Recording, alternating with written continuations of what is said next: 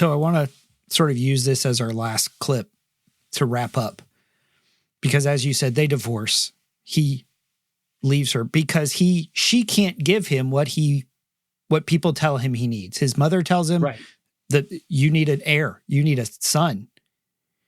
And she can't give it to you, so she's of no more use. Right. So then it goes into, he goes to Russia, he goes to Moscow, he takes the battle there. This is what would lead to his exile in Elba. But they're in this winter, they're in Russia, and they're outside Moscow. And he wakes up to this noise and this light, and the whole city is burning. So I want to play his reaction and use that to sort of put a bow on our conversation.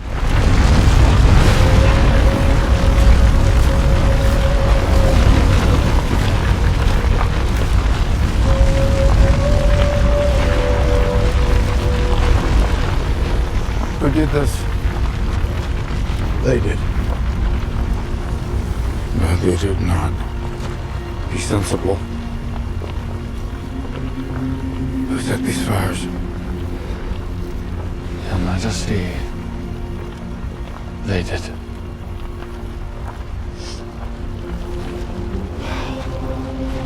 He'd rather burn his own city than negotiate with me. I didn't think he had the courage.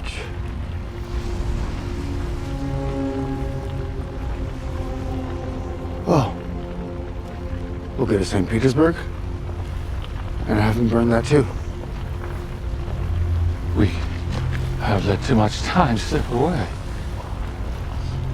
We would be marching into the Russian winter with horses that are not raised for this weather.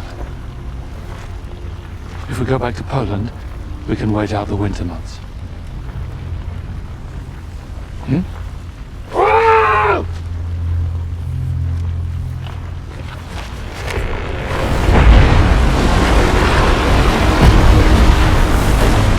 And on YouTube, if you're watching that clip, as the wise counselor is telling him, we are too far from home. It's too cold. We're not prepared for a Russian winter. Napoleon has his hat pulled over his eyes, soundlessly screaming until it actually makes a sound at the end. That little boy comes out because he's told no. Absolutely. And his arrogance leads to the death of so many hundreds of thousands of men over the course of his career. But I wanted to touch on this line.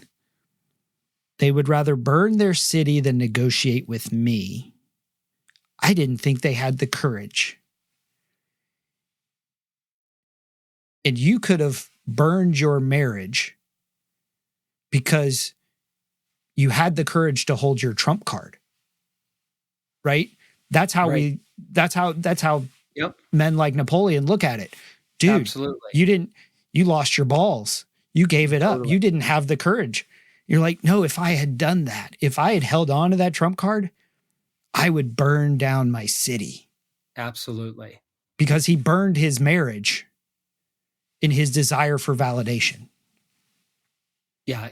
Paul, each of us can make a sophisticated justification for our sin, for our brokenness, for our generational damage that's been passed, that we have inherited, and I think I would close with this idea, or the question, what age am I?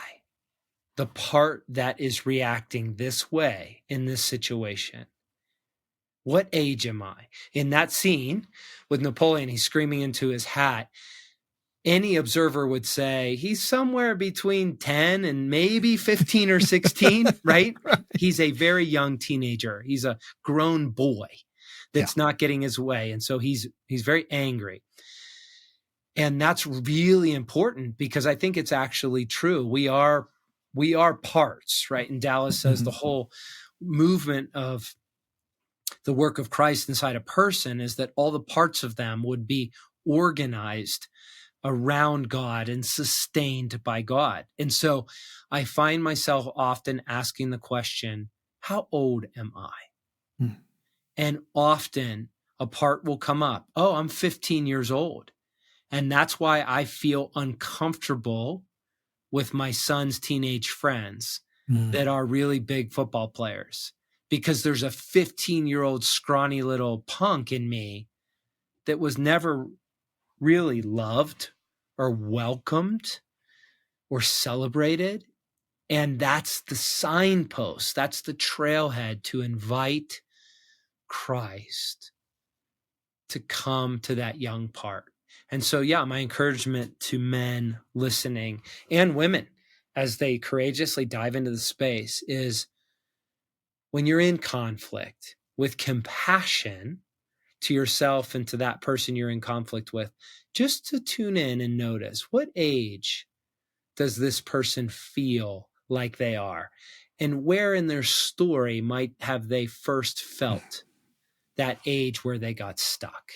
And it's an amazing trailhead to lead to a life that is truly life.